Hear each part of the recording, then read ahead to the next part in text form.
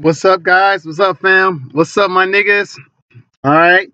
So this is part four, the four video series, the pathway of Naamah. I didn't plan on it being a four-part series. This is the final video I'm gonna push out. I'm gonna talk about basically the mysteries of menstruation just quickly. Before I get started, I think El Shinobi asked me a question about how what's some good material and books and whatnot on actually getting in contact with Naman. All right, so there's four books I brought here that basically gives you an overview of not Naman in particular, but how you can contact her. Via how I did it is with the tree of clip off. You guys know that I do a lot of clip off work. That's one of my things. I love clip off. I like going to the subconscious mind. I like going into that deepest darkest part of me, drawing up information. If you're working with the clip off, you're gonna have to come into contact with Mama at some point. You know what I mean? She's connected to Lilith on the tree of death. Obviously, Lilith is synchronized with Malkuth on the Kabbalistic tree of life on the reverse side. So when you go through the clip off, you go through Lilith, you're gonna have to basically get yourself through, what I'm saying, through Nama at some point. You have to come into contact with her. Okay. So four books that I brought with me that you guys can read to not only get a good idea, understanding about Nama and who she is, but also the whole entire tree, you know what I'm saying, that you can actually start your work and do your work from. Okay. So first one is the book that I went through when I first went through the tree of death, man, was the Tree of Clip Off, the Temple of Ascending Flame, our anthology. In this book, in this anthology, I actually wrote I contributed an article to Nama, okay, called The Gates of Nama. So if you guys are looking to get into that aspect of Nama, you know what I'm saying, I give you guys a direct link, a direct contact with her via my ritual here. Now remember, this is only a gateway, an initiatory process. So just use this as an initiatory process to catapult yourselves into getting in contact with Nama, that aspect of Nama, which is yourself. Oh, you guys have to excuse my music is going off here. Got a little going off. All right. So yeah. Gates of Nama. In the book, I talk about basically my experiences with Nama, how she appeared to me, and basically I just give you guys ritual items. I give you guys the ritual invocations. There's two invocations in there that you can get into, and I give you guys some sigils, tunnel sigils. Feel free to use these sigils even without the book to do meditations on them. You know what I'm saying? I don't care. You can still buy the book because you'll be able to tap into the workings that way, and you'll have an in-depth understanding of how the sigils work. Okay, but for now, feel free, if you want to, you know, to copy those, freeze the screen and get off into Nama's working that way. Next is the Anthology of Sorcery Revelations, from Becoming a Living God. Here, there's a good ritual that, let's see, find this article here.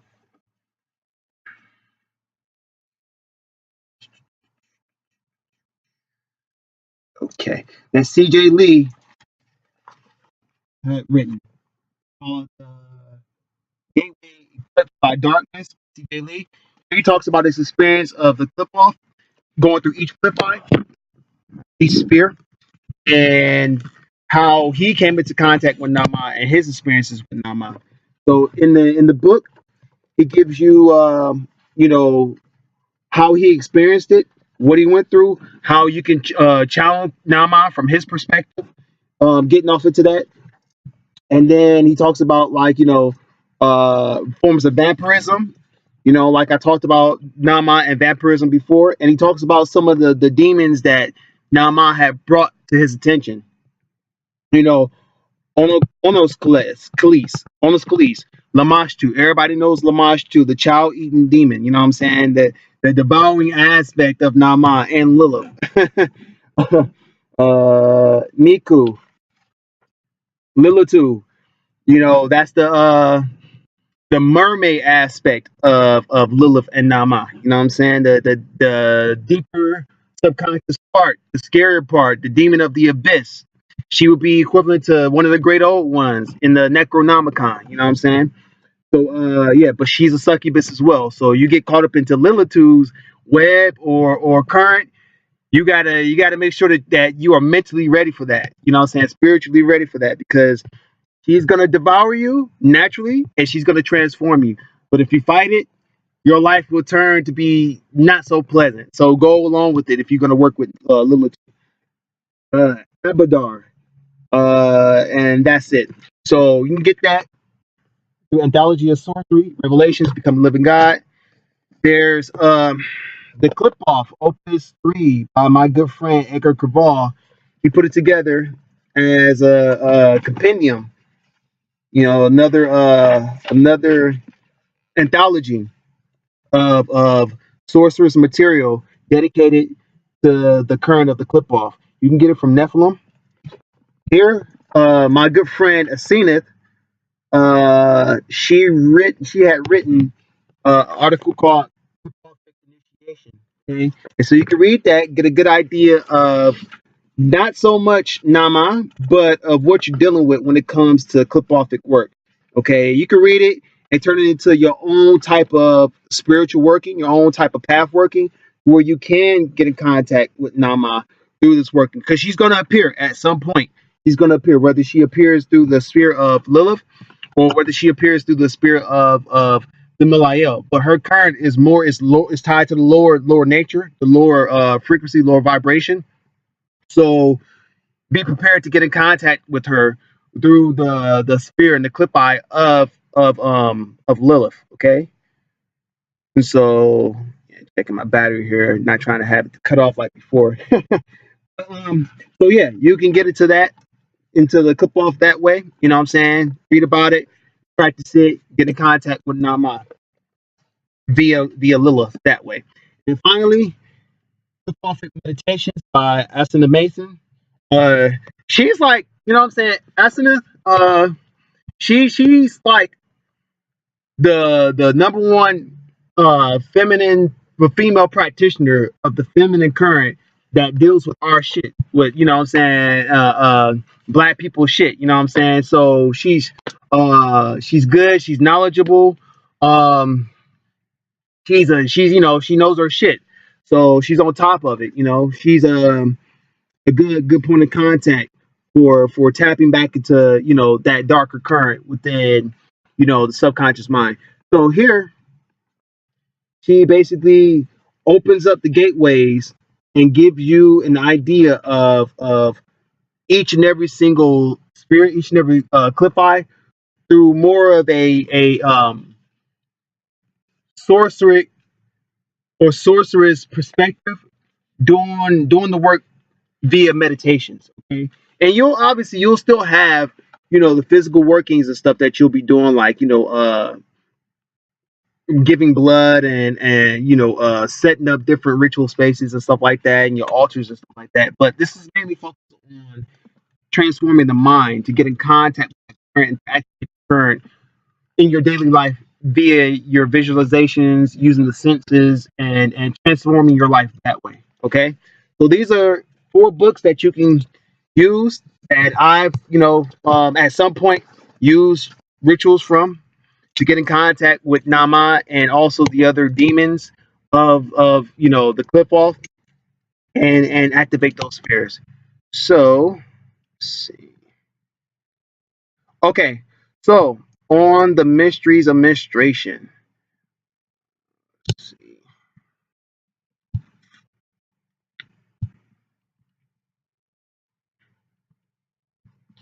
Okay, so basically, this is channeled information, channeled from the goddess within me during the time that I was like, you know, in trance or whatever. And as this information is being transmitted, I write it as basically it's coming to me. I don't edit the information. I give it to you guys just raw, straight, exactly how it is. Okay. So if it comes across a bit, I'll explain it. Okay. Because basically, like I said, when I'm writing it. Okay. I'm in that mode. Okay. When she menstruates, she becomes volatile. She becomes volatile due to her emotions being scattered and all over the place. That's obvious. Okay. And so when she menstruates, she releases blood, which is her life force, her essence, her magic, her energy, and it's all tied within her blood at the same time. During this time, her mysteries is released within the blood itself. The reason why this is because you are closely tied to the moon itself, okay? And the moon's energy is naturally a energy of the subconscious mind, okay? So you opening up the gates of the subconscious mind naturally via your body, and so your body releases those mysteries via your blood, okay? Um, she is mostly potent at this time because not only is her emotions and not only is she and her emotions synchronized with the moon, but all aspects of her is synchronized. Okay, so basically at this time you're truly potent and you're truly powerful. You're truly synchronized with every aspect of you because not only is your body focused on excreting and releasing the blood itself, your mind in your essence, everything of who you are is being focused down into releasing the blood from your body. Okay. Um.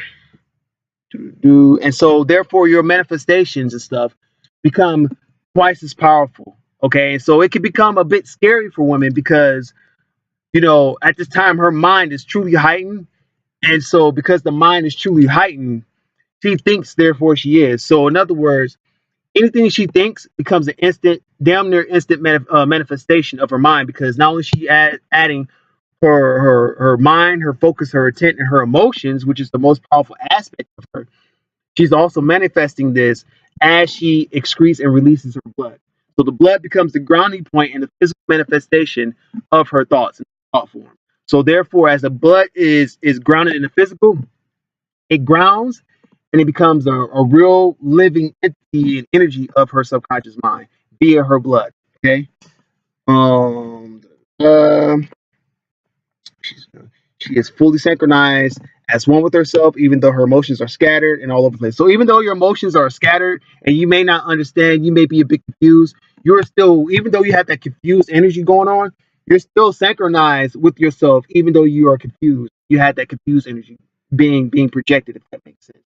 So at each and every single point in time, you're always in line with yourself. You're always in line, even though it may not seem that way.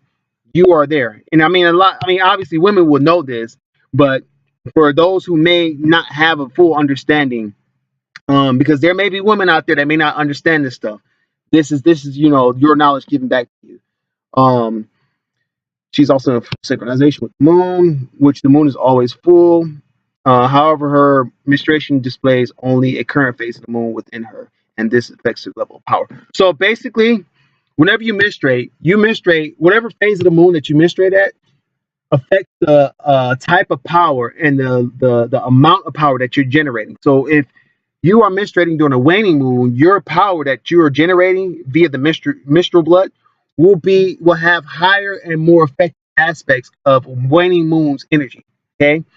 Same thing with the full moon. You're projecting full synchronization of your power in your mind via your menstrual blood. Same thing with the waxing. Okay. So those aspects of the moon are being displayed and projected from you through your body because you are in the tune not only with the moon but with yourself and your emotions and your blood. Okay. If she can move past her fears, she'll be able to synchronize herself through her menstruation and be in full power. So basically, during this time, if you work on focusing on bringing yourself into control, into working on synchronizing, what I'm saying, aligning yourself with your menstruation to use your menstruation in a magical way. So instead of just allowing your emotions to just kind of go all over the place, scatter, and you're kind of like just all over the place. focusing your attention on having a magical intent while you're menstruating. That way, when you're menstruating, the blood is released. That intent, that focus, that power is released with the blood, and it becomes an instantaneous manifestation of your power. But it takes focus because I know you guys are in pain, you're cramping, you're shedding, uh, which also is an aspect of Lilith. The reason why they consider Lilith the mother of blood, and you see her with serpents and stuff wrapped around her, is not just because she is the mother of knowledge. You know what I'm saying? But she is also the mother of menstruation because you're shedding that uterine lining. It also represents Lilith shedding her skin. You know what I'm saying? And the best way to symbolize that is through the serpent. Okay. Da, da, da, da. Well, she will have to dig deep beyond her fears because since this is a great period of emotional upheaval for her, this can scare her because all of her mental projections become real as she is in direct synchronization with her subconscious mind, bringing her into full power within herself. So this is a great time, power, understanding, and mystery within herself to be revealed to her. Okay. Now, when her menstrual blood flows, so does her mysteries. Okay, meaning that if she is in full aware of her goddess power and her being and her entire being as the supreme goddess, as God itself, and most importantly, the mother of God, uh, um, all this can manifest within her and be projected outwardly through her menstruation, enhancing her power internally. Okay.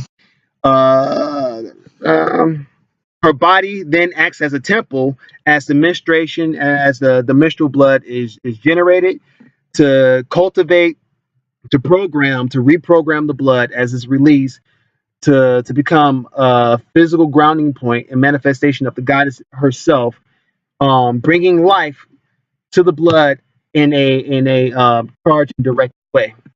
Okay, so in other words, you're charging, you're guiding, and you're releasing your program intent through your blood, which then becomes a physical tool, a physical vessel that you can now anoint stuff with as the goddess herself in physical form, using your blood without actually having to shed your blood because you're shedding it naturally.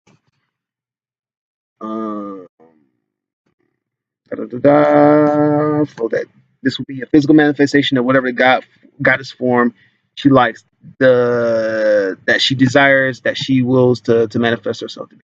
So basically, as the goddess, as you cultivate that the goddess within your temple becomes a physical manifestation of the goddess. As you are cultivating your blood, you're using it, and you're using it according to your will. I just said so. It's kind of recap. This, however, takes a great amount of focus, concentration, skill, as all of her focus, attention, power is going towards the excretion of blood from her body outside of the body. But when she brings her body, her mind into full synchronization, then great mastery over her body can be achieved. But this takes a lot of high level skill and mastery over itself because, like I said, your emotions are very high. You are very intense right now. You're gonna have to like really concentrate on focusing on bringing your menstruation into alignment with your power. And if you can do it through the 12 phases of the moon, 12 meaning like the 12 months. Obviously, you're going to go through the dark moon period, full moon period, back to the dark moon. If you could do that during 12-month period, which you can align your menstruation with that time, which I mean, I know it's like, you're a dude, you don't understand, it would take, a great amount of power, focus, and intent to do it. It's very much possible if you were to really focus in and really drive your intent on aligning your menstruations with the phase of the moon that you intend to regulate your power as. So if you want to have a stronger effect using the waning moon, you can program your menstruation via your body, via the subconscious mind, and say, okay, I'll menstruate during the waning moon or the waxing moon to have this type of magical effect. Okay. And then, like I said, as you menstruate, blood will then represent and embody that magical intent, which then, as soon as you anoint it, that magical intent goes into that object because your blood is life. It brings that object or those things to life, and that becomes a grounding station of not only your essence, but the God's essence that you have cultivated within yourself, to radiate, to project your intent. Okay. Okay. Okay. Now, when she has squeezed her blood, she has programmed herself to manifest as whatever God is. God being that she desires to be. The blood secreted can be anointed on any object or anything. Also, a dot can be placed on her forehead and also her man's forehead if she's with somebody. And the reason why you would do this is because the blood is highly charged and highly vibrational due to high emotional energy that it automatically resonates. So the blood, because it's highly charged, fully powered because of what you're going through emotionally, it has a very high vibrational frequency. If you dot your forehead, it obviously vibrates and activates the pineal gland. If you're doing it in the form of a manifested goddess, as you know, deified form as a goddess, the goddess becomes alive and she stays awake 24/7. You do that with the man, he becomes a masculine version of the goddess, which means that he learns and he's initiated into the goddess's mysteries via you. So you become the mother in a way. Okay? You become the wife and the mother and the sister and the friend. You know what I mean? Like it ties and links you together, which I'm gonna talk about. But it also is a form of spiritual marriage because now you're joining your masculine and your feminine perspectives together, your masculine and feminine aspects together as one via your blood, connecting via the pineal gland with a single drop of blood. Okay. Um, Pineal gland. Okay. This also applies to if the blood were to be added to any part of the body outside of the pineal gland, which if it does, this deifies that particular part of the body and brings that part of the body to life as its own entity. So because blood is life, you know what I mean? Like if you anoint anything with your blood, especially during this time of menstruation, it brings that thing to life. So if you want to tap into greater knowledge and more knowledge and to resonate specific type of energy, to kind of communicate back and forth with you via the pineal, via the resonance of the energy of whatever that object is, anoint whatever it is with your blood, and it automatically begins to speak. Okay,